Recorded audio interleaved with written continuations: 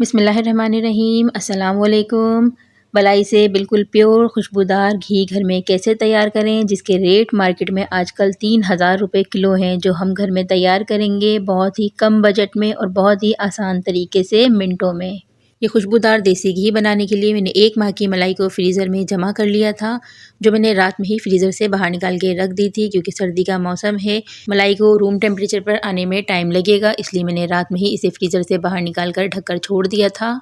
जब हम दूध बॉयल करते हैं, ठंडा होने के बाद उस पे जो मलाई की तह आ जाती है, ये वही मलाई है जो मैंने महीने भर की स्टोर कर ली थी। अब मैं इससे देसी घी निकालूंगी, और वो भी बहुत खुशबूदार दानेदार, जो हम बहुत सारी चीज़ों में इस्तेमाल करते हैं, मगर ये बाहर से हमें बहुत महंगा पड़ता है। तो क्यों ना कम बजट में हम इतना सारा और इतना अच्छा प्योर घी घर में तैयार करें। तो चलिए घी बनाना स्टार्ट करते हैं। ये मलाई बिल्कुल रूम टेम्परेचर पर है, ना ये ठंडी है ना ही ये गर्म है, ये बिल्कुल नॉर्मल हो चुकी है। अब इसमें मैं 2 गिलास पानी शामिल करूँगी। पानी ना ठंडा है ना गर्म है, ये नॉर्मल टैप वाटर है। मैं इसे हैंड बीटर से बीट करूँगी, तो 2 से 3 मिनट में मक्खन हमारा बाहर आ जाएगा। अगर आप चाहती हैं तो आप जूसर ब्लेंडर का इस्तेमाल भी कर सकती हैं, या फिर जिससे हम दाल वगैरह घोटते हैं, आप उसका भी इस्तेमाल कर सकती हैं। उससे थोड़ा टाइम ज़्यादा लगेगा, मगर आप जूसर ब्लेंडर में या फिर इस तरह से बीटर की मदद से भी इसे बीट कर सकती हैं। आप देख सकते हैं कि मैंने थोड़ा सा ही बीट करा था और ये मक्खन हमारा सेपरेट होना शुरू हो गया है। इस बात का खास ख्याल रखिएगा कि मलाई आपकी ठंडी ना हो। अगर मलाई आपकी ठंडी हुई तो आपको मक्खन निकालने में बहुत ज़्यादा वक्त लग जाएगा। जितनी मलाई आपकी नॉर्मल टेम्परेचर पर होगी, मक्खन भी उतना ही जल्दी आपका सेपरेट होगा। आप देखिए मक्खन हमारा कितनी जल्दी अलग होना शुरू हो गया है। अब मैं इसे थोड़ा सा और बीट करूँगी तो मक्खन हमारा सारा सेपरेट हो जाएगा। आपको दिखाने के लिए मैंने बीटर को 2-3 बार रोका है, मगर अब मैं मुस्तकिल इसे चलाती रहूँगी ताकि मक्खन फटाफट से हमारा सेपरेट हो जाए और मिनटों में ही हमारा घी तैयार हो जाएगा।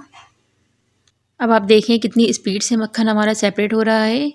मक्खन बहुत आसानी के साथ सेपरेट हो जाता है। बस इसका तरीका यही है कि आप इसे बिल्कुल नॉर्मल रखें मलाई को, तो मक्खन बहुत जल्दी आपका अलग हो जाएगा। बहुत से लोग ठंडी मलाई में बीटर चलाते रहते हैं, घंटों लगे रहते हैं, मगर उनका मक्खन सेपरेट नहीं होता। जब तक मलाई आपकी नॉर्मल नहीं होगी, मक्खन आसानी के साथ नहीं निकलेगा। आप देखें मुझे बीटर चलाते हुए 2 से 3 मिनट भी नहीं गुजरे हैं, सारा मक्खन हमारा सेपरेट हो गया है। तो कितनी ज़्यादा क्वांटिटी में मक्खन हमारा निकला है।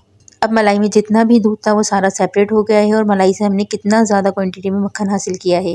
यूँ तो घी निकालने के बहुत सारे तरीके आपको मिल जाएंगे, मगर सबसे अच्छा और पुराना तरीका यही है घी निकालने का, जो पुराने ज़माने से चला आ रहा है, जिससे मक्खन बहुत ज़्यादा अच्छी क्वांटिटी में निकलता है। तो जाहिर है घी भी हमारा ज़्यादा ही निकलेगा। अगर आप चाहें तो इस मक्खन का सारा मॉइस्चर निकाल कर इसे अच्छी तरह से वॉश कर लें एक बार, और इसे फ्रीज़र में आप फ्रीज़ कर सकते हैं। ये बहुत सारे खानों में इस्तेमाल होता है, जैसे आप हांडी बनाएं, कढ़ाई बनाएं, या फिर आप नाश्ते में इसे इस्तेमाल कर सकते हैं। ये महीनों ख़राब नहीं होता, ये बिल्कुल ऐसा का ऐसा ही रहेगा। और देसी घी, देसी मक्खन तो वैसे भी हमारे हेल्थ के लिए बहुत ही अच्छा रहता है। अब बीटर का काम हमारा ख़त्म हो चुका है, बीटर हटा लेंगे। अगर मैं मक्खन को इसी तरह से निकालूंगी तो इसमें बहुत ज़्यादा मॉइस्चर आएगा, जो निकालना बहुत मुश्किल हो जाता है। तो इसके लिए मैं यहाँ पर एक ट्रिक का इस्तेमाल करूँगी। अब पहले मक्खन को थोड़ा साइड कर लेते हैं, थोड़ी सी जगह बना लेते हैं अपने बाउल में। इस तरह से सारा मक्खन साइड में कर लेंगे।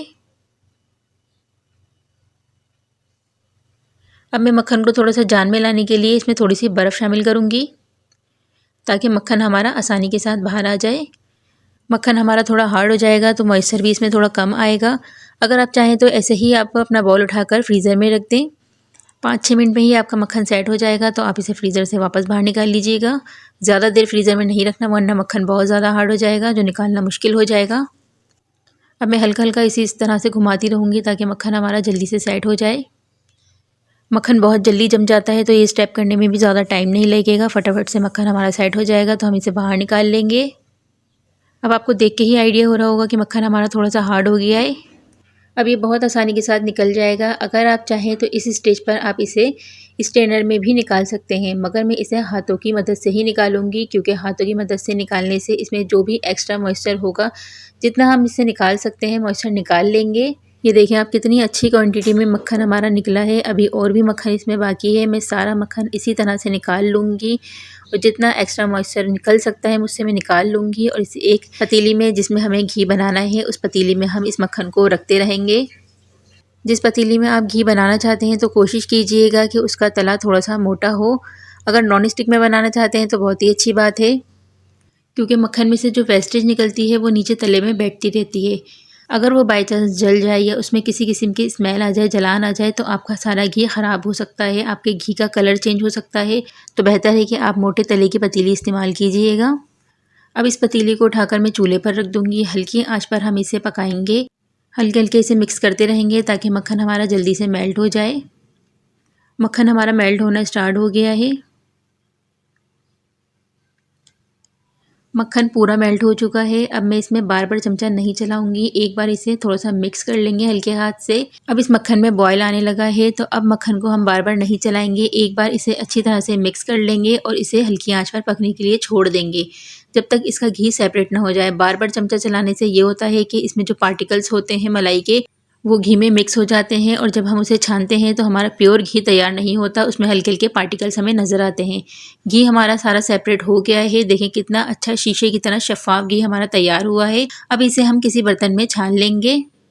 अभी घी बहुत ज़्यादा गर्म हो रहा है, तो एहतियात के साथ इसे किसी स्टील के बाउल में छान लेंगे। अगर आप चाहें तो थोड़ी देर ऐसे ही पड़ा रहने दें, ठंडा होने के बाद आप इसे किसी जार में ट्रांसफ़र कर लें। मैंने आपको दिखाने के लिए इसे इस तरह से छाना है, ताकि आप देख सकें कि हमारा कितना अच्छा देसी घी तैयार हुआ है। इसकी खुशबू मैं आपको बता नहीं सकती, कितनी ज़्यादा इसकी लाजवाब खुशबू है। अगर आपको मेरी वीडियोस पसंद आती हैं तो प्लीज़ वीडियोस को लाइक कर दिया करें। चैनल पे नए हैं तो सब्सक्राइब करना ना भूलिएगा और बेल आइकन को प्रेस भी ज़रूर कीजिएगा। ये फ्री ऑफ कॉस्ट है और इससे मेरी आने वाली वीडियोस के नोटिफिकेशन आप तक पहुंचते रहेंगे। अब इस घी को मैंने रात भर के लिए ढककर काउंटर पर ही छोड़ दिया था और आप देख सकते हैं ये कितना ज़बरदस्त लाजवाब घी हमारा रेडी हुआ है। आप भी इस रेसिपी को ज़रूर ट्राई कीजिएगा। मुझे उम्मीद है कि आपको ये रेसिपी बहुत पसंद आएगी। जब तक के लिए मुझे इजाज़त दीजिए, फिर मिलेंगे एक नई और मज़ेदार आसान रेसिपी के साथ। मुझे अपनी दुआओं में याद रखिएगा। अल्लाह हाफ़िज़।